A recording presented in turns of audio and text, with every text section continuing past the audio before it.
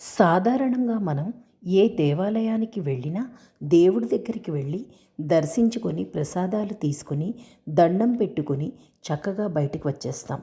కానీ మనం ఏ దేవాలయానికి వెళ్ళినా సరే ఆ దేవుడి యొక్క నామాన్ని గట్టిగా స్మరించిన తర్వాతే దేవాలయం నుంచి బయటికి రావాలట. అప్పుడే దేవుడు నువ్వు వచ్చావని అనుకుంటాడట. అందుకే వెంకటేశ్వర స్వామి వారి దేవాలయానికి వెళ్ళినా, శివుడి దేవాలయానికి వెళ్ళినా సరే ప్రతి ఒక్కరూ ఆ దేవుడి యొక్క నామస్మరణ చేసి గోవింద గోవింద అని ఓం నమ శివాయ శంభో శంకర అంటూ నామస్మరణ చేస్తూ వస్తారు. మీరు కూడా ఒకసారి గోవింద గోవింద అని అనేసేయండి. మరి శ్రీనివాస గోవింద, శ్రీ వెంకటేశ గోవింద.